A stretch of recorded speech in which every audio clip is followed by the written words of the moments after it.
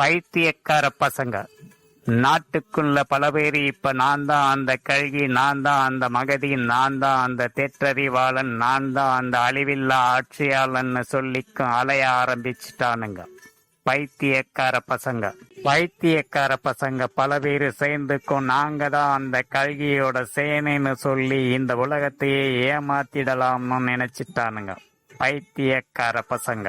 சத்திய யுகத்தினுடைய கதாநாயகன் கல்கியாகவே இருந்தாலும் அதை அந்த 33 தேவர்களும் ஆகாயத்தில் இருந்தே ஆசீர்வதிக்க ரிஷிகள் முனிவர்களோடு சப்த கன்னியர்களும் சிரஞ்சீவிகள் 7 பேரும் புடைசூழ இந்த பூமிக்கு வந்தருள முப்பெரும் தேவியர்களோடு மும்மூர்த்திகளும் இந்த பூமியில் எழுந்தருளிய அந்த சத்திய யுகத்தை தொடங்கி வைத்துவிட்டு செல்ல வேண்டும் என்பதே கல்கியின் விருப்பமாக இருக்க, அந்த மாபெரும் தெய்வங்களின் திருவிளையாடலாகப்பட்டதே விரைவில் இந்த பூமியிலே நடந்தேற இருக்கின்றது என்பதை பற்றியெல்லாம் அந்த பைத்தியக்கார பசங்க யாருக்காவது தெரியுமா?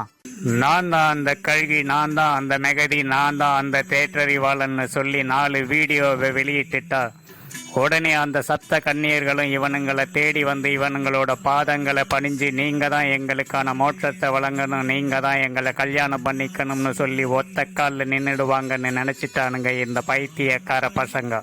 நான் தான் அந்த கல்கி, நான் தான் அந்த மெகதி, நான் தான் அந்த தேற்றறிவாளன், நான் தான் அந்த அழிவில்லா ஆட்சியாளன்னு சொல்லி ஏதோ ஒரு நதிக்கரை ஓரத்துல போய் உட்கார்ந்துட்டா உடனே அந்த ஆஞ்சநேயரும் பரசுராமரும் இவனுங்களுக்கு முன்னாடி வந்து கைகட்டி நின்றுடுவாங்கன்னு நினைச்சிட்டானுங்க அந்த பைத்தியக்கார பசங்க.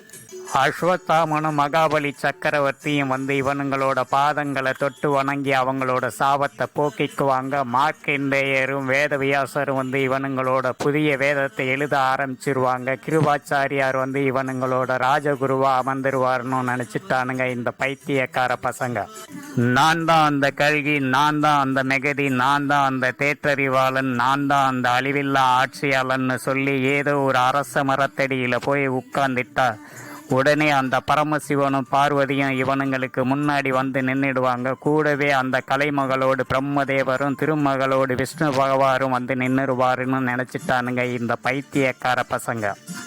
முப்பெரும் தேவியரோடு மும்மூர்த்திகளும் ஒன்றாக சேர்ந்து நின்றே தங்களின் ஆசீர்வாதத்தை வழங்குவதோடு எவராலும் எந்த சக்தியாலும் வென்றுவிட முடியாத அந்த சிவனின் பாசுபத வாளையும் நினைத்த மாத்திரத்திலே இந்த பிரபஞ்சத்தின் எந்த இடத்திற்கும் சென்று சேரக்கூடிய அந்த கல்கியின் தேவதத்தன் என்ற குதிரையினையும் இவனுங்களுக்கு தங்களின் சீதனமாகவே கொடுத்து விட்டு சென்று விடுவார்கள் என்றுமே நினைத்து விட்டானுங்க இந்த பைத்தியக்கார பசங்க.